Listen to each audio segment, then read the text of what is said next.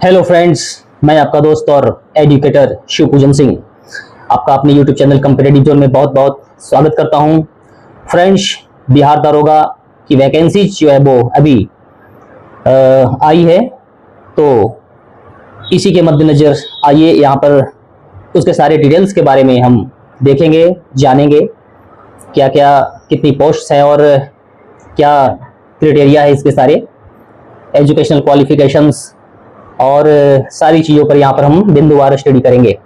Okay friends, तो इससे पहले कि हम इस सेशन की शुरुआत करें, अगर अभी तक आपने इस चैनल को सब्सक्राइब नहीं किया है तो आप इसे सब्सक्राइब जरूर कर लें, क्योंकि इस चैनल के माध्यम से आने वाली जितनी भी वैकेंसीज होती हैं उन्हें सबसे पहले मैं प्रोवाइड करवाता हूँ, उनके सारे इंफॉर्मेशंस को, और विभिन्न सब्जेक्ट्स तथा मॉक टेस्ट परीक्षाओं से संबंधित जीके जीएस और इंग्लिश की क्लासेस यहाँ से आपको प्रोवाइड करवाई जाती हैं। ओके फ्रेंड्स, तो आइए अभी जो ये वैकेंसी आई है बिहार दारोगा की, ओके, तो इस पे बिंदुवार स्टडी करें थोड़ा। ओके, यहाँ हम क्या देख रहे हैं, बिहार पुलिस अवर सेवा आयोग 5, Harding road, Patna 800001। Okay, Bihar सरकार के गृह विभाग के द्वारा पुलिस अवर निरीक्षक के रिक्त पदों पर प्रतियोगिता परीक्षा के आधार पर सीधी नियुक्ति हेतु विज्ञापन जो है यहाँ पर निकाला गया है। ऑनलाइन आवेदन पत्र प्राप्ति की अंतिम तिथि जो है वो 26/10/2025 है। ओके,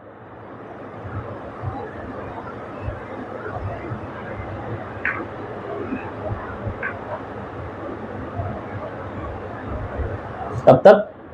26/10/2025 तक। ओके, तो आइए देखते हैं क्या क्या चीजें यहां पर हो रही हैं।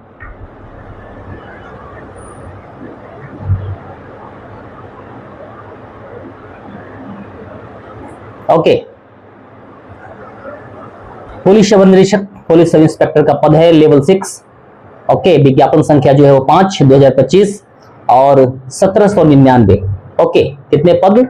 1799 पदों पर जो है वो ये वैकेंसीज आई हैं, और स्टूडेंट्स के लिए बहुत ही गोल्डन चांस। इन पदों पर नियुक्ति हेतु प्रतियोगिता परीक्षा आयोजित की जाएगी। इसके लिए विज्ञापन संख्या 5/2025 यह जारी किया जा रहा है। ऑनलाइन आवेदन पत्र भरने की प्रक्रिया जो है वो दिनांक 26/9/2025 से प्रारंभ होगी। कब से? 26/9/2025 से। ओके, तो इन्हें जो है वो इन पॉइंट्स को आपको अंडरलाइन करना होगा। ओके,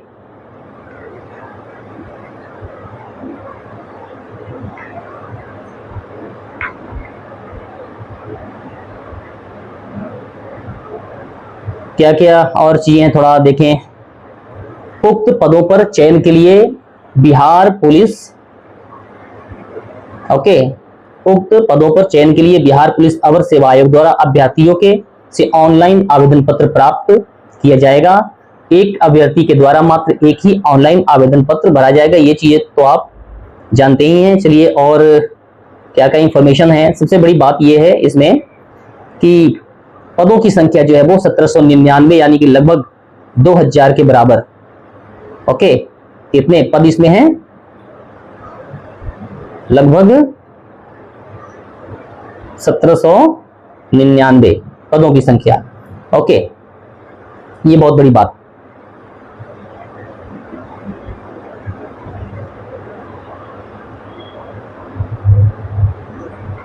और क्या क्या चीजें हैं थोड़ा देखें।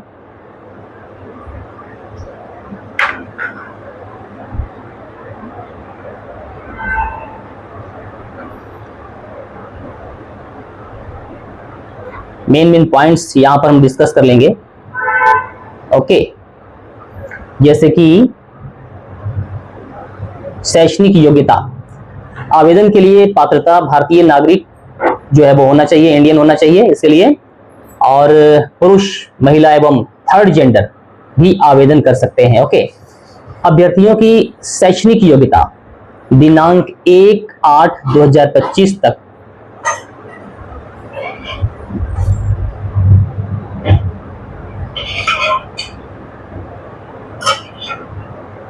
ओके, दिनांक 1/8/2025 तक किसी मान्यता प्राप्त विश्वविद्यालय से स्नातक परीक्षा या राज्य सरकार द्वारा मान्यता प्राप्त उसके समकक्ष परीक्षा उत्तीर्ण होना जो है वो अनिवार्य है। ओके, यानी कि ग्रेजुएशन चाहिए इसके लिए, इस पद के लिए ग्रेजुएशन आप जानते ही हैं।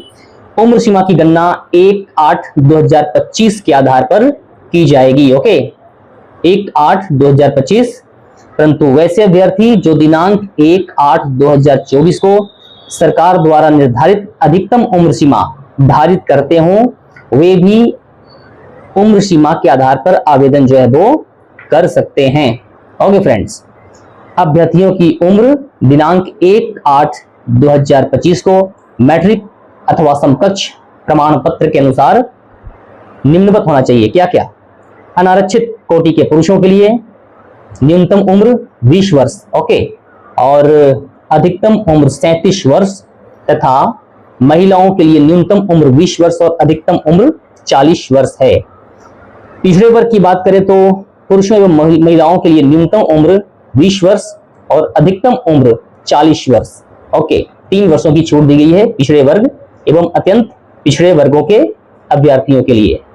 अनुसूचित जाति एवं अनुसूचित जनजाति के पुरुषों एवं महिलाओं तथा थर्ड जेंडर अभ्यर्थी के लिए न्यूनतम उम्र 20 वर्ष और अधिकतम उम्र 42 ईयर्स 42 वर्ष। ओके, तो क्या क्या देखा आपने? उपरोक्त 1, 2 और 3 के अभ्यर्थियों की न्यूनतम उम्र की गणना दिनांक 1/8/2025 तथा अधिकतम उम्र की गणना दिनांक 1/8/2024 को आधार मानकर की जाएगी। ओके, अच्छा, और असैनिक पदों पर नियुक्ति हेतु भूतपूर्व सैनिकों की अधिकतम आयु सीमा में 3 वर्ष तथा प्रतिरक्षा सेवा में बिताई गई सेवा अवधि के योग के समतुल्य रियायत दी जाएगी, बशर्ते कि उनकी वास्तविक उम्र कट ऑफ तिथि को 57 वर्ष से अधिक नहीं होनी चाहिए। आर्मीज लोगों के लिए ये बात जो है वो यहाँ पर की जा रही है। ओके, तो चलिए और क्या क्या प्रावधान है थोड़ा आगे भी देख लें।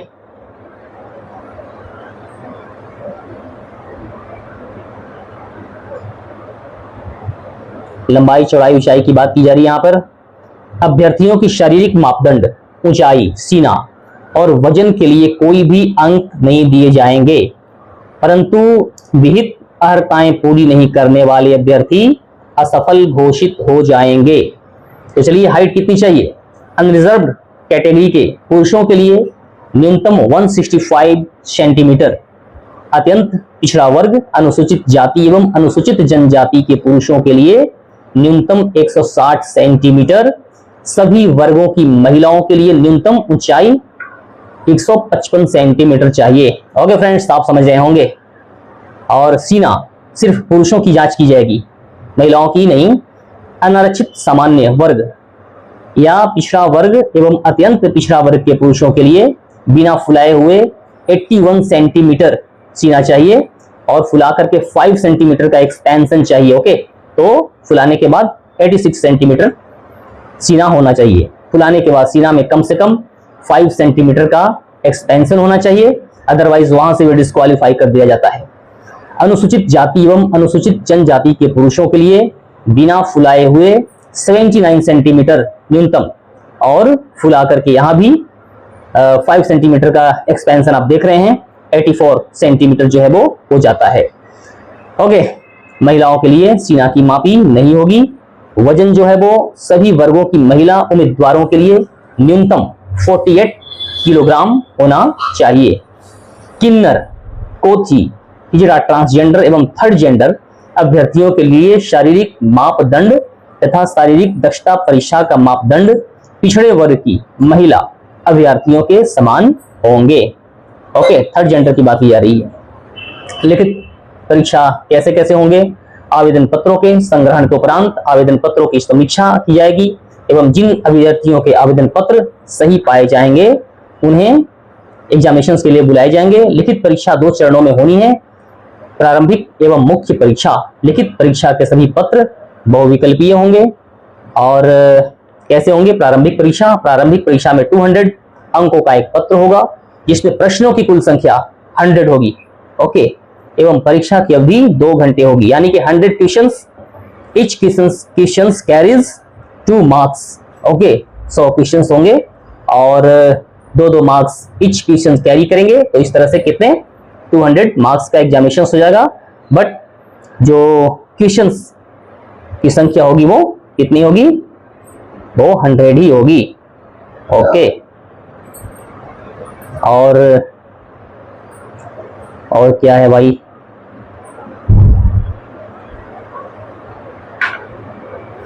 %30 अंक प्राप्त करने वाले अभ्यर्थी मुख्य परीक्षा के लिए, ओके, 30% से कम अंक प्राप्त करने वाले अभ्यर्थी जो है वो मुख्य परीक्षा से वंचित कर दी जाएंगे। ओके, प्रारंभिक परीक्षा में प्राप्त अंकों के आधार पर रिक्तियों के 20 गुना, ओके, यानी कि पीटी में 20 गुना जो है वो रिजल्ट दिए जाएंगे।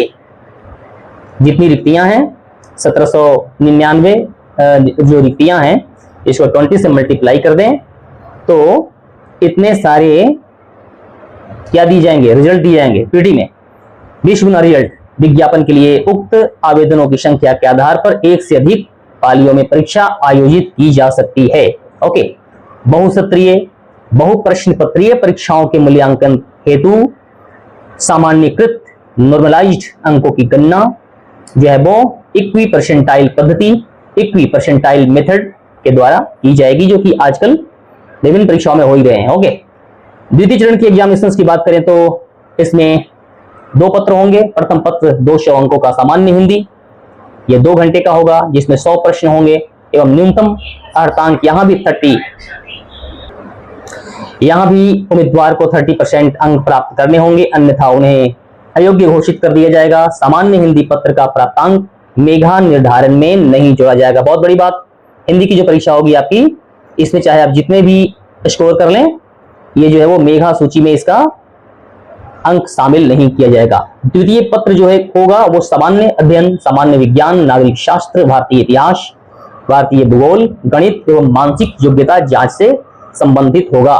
द्वितीय पत्र का पूर्णांक 200 होगा, जिसमें प्रश्नों की कुल संख्या यहाँ भी 100 होगी एवं परीक्षा की अवधि 2 घंटे की ही होगी। ओके फ्रेंड्स, यानी कि इसमें कोई बदलाव नहीं किया गया है। जैसे पिछले एग्जामिनेशन होते हैं बिहार में, दरोगा के होते आए हैं, तो सारी चीजें बिल्कुल यहाँ भी मेल खा रही हैं। ओके फ्रेंड्स, जब 2 चरणों की परीक्षा संपन्न हो जाएगी और गलत उत्तर के लिए 0.2 अंक काटा जाएगा। उत्तर पुस्तिका 2 प्रतियों में होगी, जिसकी एक प्रति आयोग के पास सुरक्षित रखी जाएगी। मुख्य लिखित परीक्षा के आधार पर रिक्तियों के 6 गुना अभ्यर्थियों का चयन किया जाएगा। कोटिवार अलग अलग कैटेगरीज के जो बच्चे होंगे, जितनी रिक्तियां होंगी, तो उसके आधार पर 6 गुना बच्चे जो है वो मेंस एग्जामिनेशन में पास करेंगे और इसके बाद जो है वो शारीरिक दक्षता परीक्षा के लिए उन्हें बुलाया जाएगा। तदुपरांत शारीरिक दक्षता परीक्षा होगी तथा वहां जो बच्चे क्वालिफाई करेंगे उनका डॉक्यूमेंट्स वेरिफिकेशन होगा। तृतीय चरण में क्या होगा, शारीरिक योग्यता दक्षता परीक्षा। निम्नांकित शारीरिक योग्यता और दक्षता परीक्षा में अभ्यर्थियों को सफल होना होगा। क्या क्या, सभी कोटि के पुरुषों के लिए क्या करना होगा भाई, 1 मील यानी कि 1.6 किलोमीटर की दौड़ के लिए समय सीमा 6 मिनट 30 सेकेंड होगी। टाइम जो है वो अच्छा दिया जा रहा है यहाँ पे, लेकिन दूरी भी बढ़ा दी गई है, यानी कि पहले भी तो इतनी थी 1.6 किलोमीटर और 6 मिनट और 30 सेकेंड का समय पुरुषों को मिलेगा। इससे अधिक समय जो बच्चे लेंगे वो डिस्क्वालीफाई हो जाएंगे। ओके, तो और क्या क्या चाहिए भाई, महिलाओं के लिए क्या है, सभी कोटि की महिलाओं के लिए 1 किलोमीटर की दौड़ और समय सीमा 6 मिनट। अधिक समय लेने वाली अभ्यर्थी जो है वो असफल घोषित हो जाएंगी। चलिए, ये तो पुरुष और महिलाओं की दोनों की दौड़ की बातें होंगी। अब ऊंची कूद, सभी कोटि के पुरुषों के लिए न्यूनतम 4 फीट, ओके, 4 फीट से कम कूदने वाले पुरुष अभ्यर्थी को असफल घोषित किया जाएगा और सभी कोटि की महिलाओं के लिए न्यूनतम 3 फीट कूदना होगा, हाई जंप, ओके। 3 फीट से कम कूदने वाली महिला अभ्यर्थी को असफल घोषित कर दिया जाएगा। ओके फ्रेंड्स, चलिए अब लंबी कूद की बात कर लें।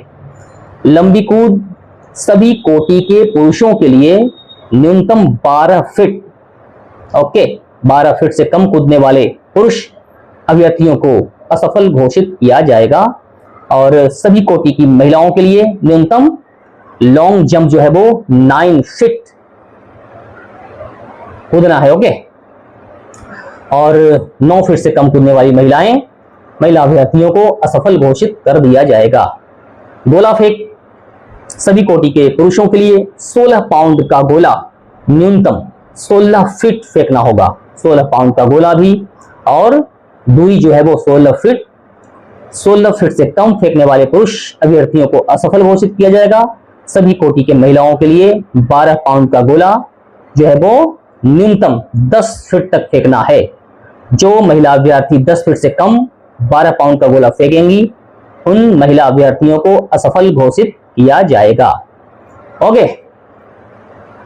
नियत समय पुरुषों के लिए 6 मिनट 30 सेकंड एवं महिलाओं के लिए 6 मिनट में दौड़ पूरी करने वाले अभ्यर्थियों को ऊंची कूद, लंबी कूद एवं गोला फेंक स्पर्धा और स्पर्धाओं में न्यूनतम निश्चित मानदंड पूरा नहीं करने पर असफल घोषित किया जाएगा तथा ऐसे अभ्यर्थी को अन्य स्पर्धाओं में सम्मिलित होने का अवसर प्रदान नहीं किया जाएगा। एक चीज और क्या है, अभ्यर्थियों को सभी स्पर्धाओं में अलग अलग सफल होना होगा।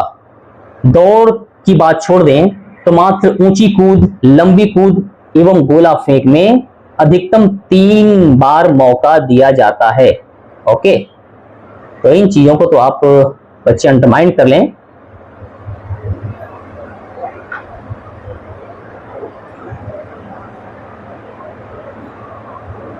मेगा सूची का निर्धारण वगैरह कैसे होता है ये तो आप जानते ही हैं।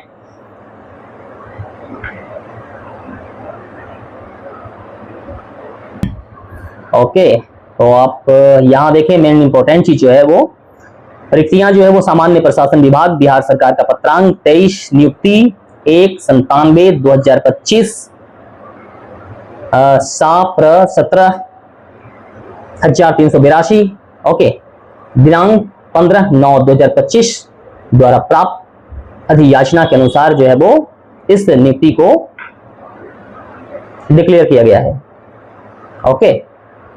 चलिए थोड़ा बिंदुवार अध्ययन कर लेते हैं। कोटिवार कितने कितने पोस्ट किन कोटि को मिल रहे हैं।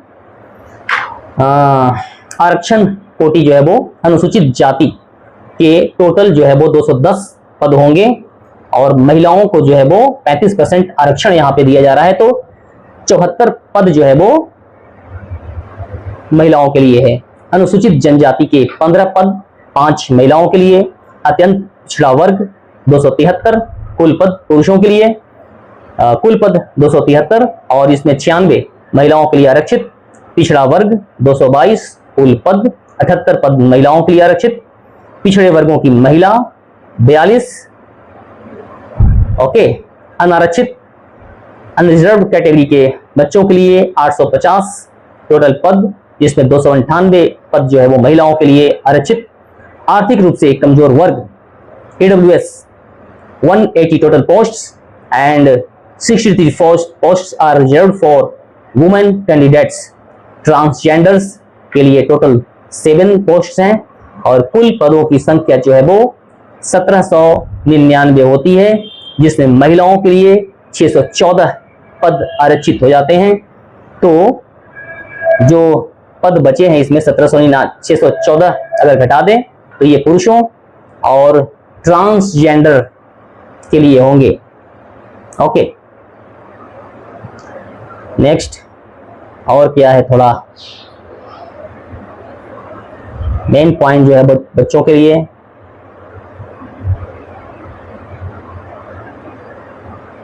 ऑनलाइन आवेदन की प्रक्रिया वगैरह वगैरह तो आपने देखा ही कब से कब तक। 100 रुपए सभी वर्ग कोटि की पुरुष, महिला एवं थर्ड जेंडर अभ्यर्थियों के लिए। ऑनलाइन आवेदन पत्र का मूल्य जो है वो 100 रुपए है। 100 रुपीज आपको देने होंगे। कैसे कैसे? नेट बैंकिंग के माध्यम से, क्रेडिट कार्ड, डेबिट कार्ड के माध्यम से जो है वो आप जो है वो दे सकते हैं।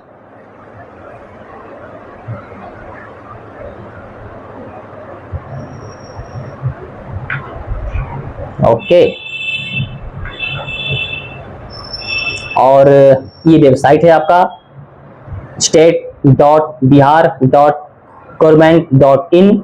समय समय पर जो है वो आप चेक करते रहेंगे व्यवस्थाओं को। ईमेल आईडी देना होगा। इन प्रक्रियाओं के माध्यम से आप जल्दी से जल्दी ऑनलाइन कर लें।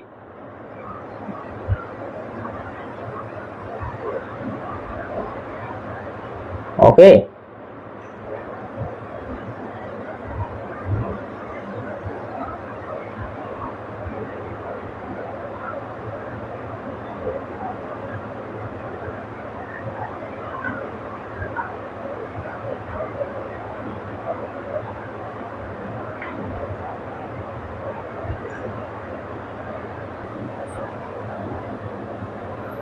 ओके फ्रेंड्स, तो ये दो चीजों को आप ध्यान में रखेंगे।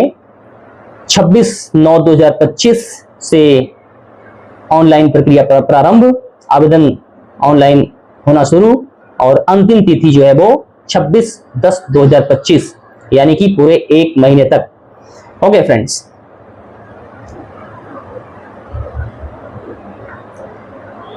तो फ्रेंड्स यहां पर आपने देखा बिहार पुलिस एसआई से रिलेटेड सारी जानकारियां आपने प्राप्त की।